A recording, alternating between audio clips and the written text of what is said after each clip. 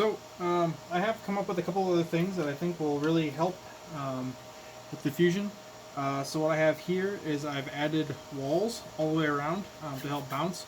What I noticed when I was taking a look at things, so I have these printed tops without any filling, and when I would raise and lower them, I would see the amount of shine that's in the middle of this tile. Sorry, printed without cooling.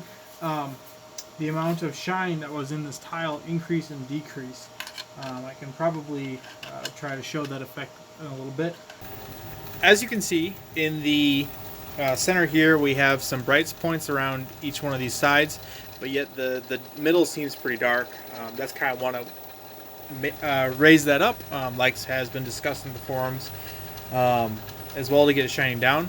The noise you actually hear in the background right now is actually my two printers, Mongo and a regular rigid bot, are working to print the thicker but hopefully far better looking and functioning panels that I'll probably be showing in the next video. But here is the effect that I'm kind of talking about. So this isn't just an effect of the camera itself.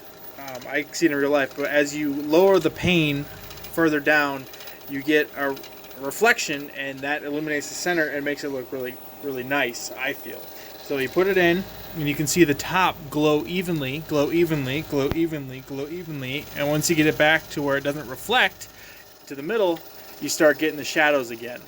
So that's something that I would like to avoid with the next revisions that I've made to these tiles, which I'm, again, currently printing now. Anyways, I noticed that, and I figured, well, why do we have openings in here? That doesn't make any sense. So if users wanted to put in, some film tape there and, add in some reflectivity there, or they could, just rely on this to reflect it back and forth, and I think that's made a pretty good improvement. The other thing that I have is some plastic light diffuser panels that are pretty thin. They're paper thin. I was able to cut them with the scissors. They seem to work very well. So all I've done is, since they're so thin, they're able to fit within the shell in the first place. So this is just the stock shell. This isn't a raised or anything that I've used before. For instance, this is a raised shell. You should be able to see it with the ridges there that I've been trying to fit in some acrylic and other plastic tiles into for aided light dispersion, but I think this has done a really nice job with light diffusion. I'm going to move forward and get some larger tiles. Unfortunately, the cheapest option, just for trial, was getting these sheets, and they are unfortunately not the right size. Unfortunately, my camera doesn't really get the best look at it. Silly smartphone cameras. But right here we have the sheet, the plastic sheet that is showing a much smoother glow throughout. Here we have some light diffuser panel from the hardware store. That seems to work well, but it doesn't provide a uniform look. So you can tell there's pockets and other items. And then over here we have the frosted glass that I was using before. The frosted glass definitely lets through the most light. The problem with the frosted glass, or acrylic, forgive me, is that the hot spots are still very distinct. So there are some problems using that if we wanted to avoid both hot spots and try to get as much diffusion to the middle. In the light, it's also easy to see the difference. So the most light, again, is coming out of the top, whereas this is the sheet of plastic. So I'll just kind of bring them up and show them for you. So we have here the acrylic. This I like the most for just a cut and availability. You can get this anywhere pretty much. Here's something I found at Menards. You can get this at Lowe's or Home Depot or what have you. With local variants of those shops, typically used in like lights for buildings, for businesses. And then here is the sheet that I like. It's white and has a very uniform finish, especially compared to this, which is very textured in appearance, and this is not my favorite surface for it, but it appears to do pretty well in terms of spreading out the light in a pleasing manner without being overly bright. Unfortunately, this is still in the daylight, and by daylight I mean LED light. So a couple things I noticed while testing this out was one, the even with this material, there still is a dark spot in the middle. This is something that everyone has seen so far. Please ignore this portion. It's because, again, the square isn't the full size here. So put that over there just so you can get it out of your collective mind. And the other thing that I noticed actually is the fact that there's a lot of light leaking out of the back here. I'm not exactly sure if I make this thicker that this is actually a good thing, that more of it will reflect back instead of just being absorbed by the plastic, but it's something that we're going to find out. And something that I'd like to do is raise up the base actually by about 3 to 5 millimeters. And so I only intend to raise the base of this portion here by 3 to 5 millimeters, and obviously I raise the walls all the way around. But if I raise the base and slightly angle the LEDs down, we may be able to get more light to bounce off the center region here and illuminate that more consistently. That way we'll have far less of a direct glare coming out of these top LEDs and perhaps get a more even lighting all the way around. But in totality, this plastic here has been some of the best. So I'm going to link the type of plastic in the description, one that's large enough to fit the tiles, and I will continue printing with it. Now we are going to head on to some electronics upgrades that I've made since I've been popping LEDs left and right.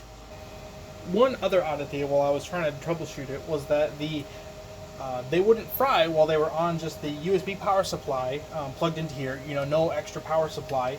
But they would fry once I plugged them into the large and ready power supply, which I purchased, which is the 5 volts, 4 amps, or 20 watts. According to the seller's website, by website I mean Amazon page, these LEDs should only consume around 0.3 watts per LED or 18 watts for a whole strip, and I hadn't even gone through a whole strip yet, or even a third of that strip in all those tiles. So I was just really confused why a 500 milliamp source, this USB, was not popping them, not having issues, but yet the actual rated power source, which it's better to have more than less most of the time in power supplies. Obviously you don't want to go too low, otherwise you run into efficiency issues. But even at 18 watts, even if you're 20% efficient, you're still not consuming that much power. But that was another confusing part of why this USB wouldn't fry it, but the large one was. So I came to the conclusion that there is something to do with the power delivery itself, especially from the power supply. So I wound up buying 2 extra power supply units, but then I got searching. So one of the first things that I've had is that when I was trying to connect more than 4 tiles, I would hear a pop once I powered it up, and I would just I'd lose LEDs. So this is actually one where this LED worked and this LED didn't, and this was a big surprise to me because I had rigorously tested each not only strand of LEDs before installing them into the tiles, but on top of that, once assembled in the tiles, I would test each tile independently.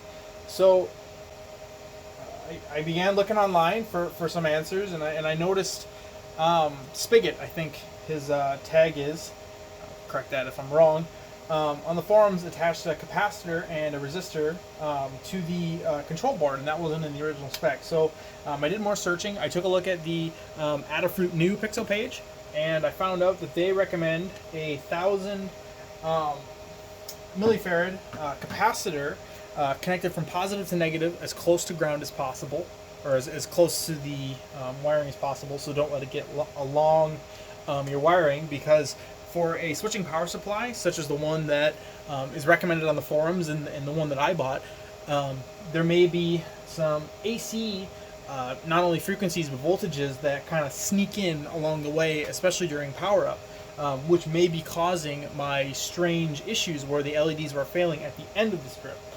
That was kind of the other confusing feature, was that it wasn't the beginning, it was somewhere in the middle or at the end here.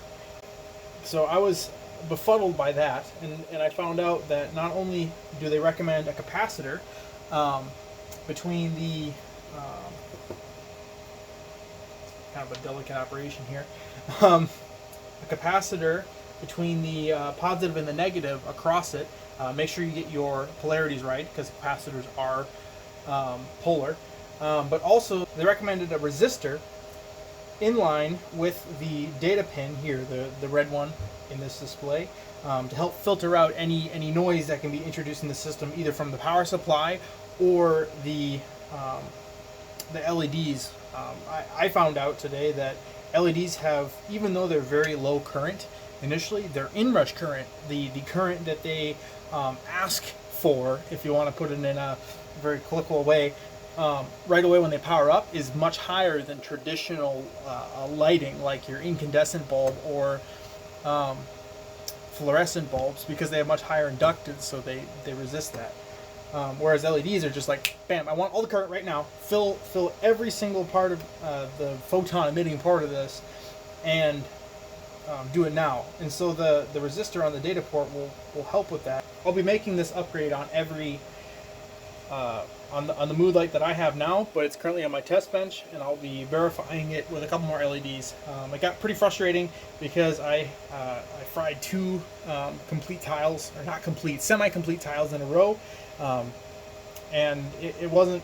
And these were ones that had been, pretty well tested before hooked up to this massive chain. So that was pretty frustrating.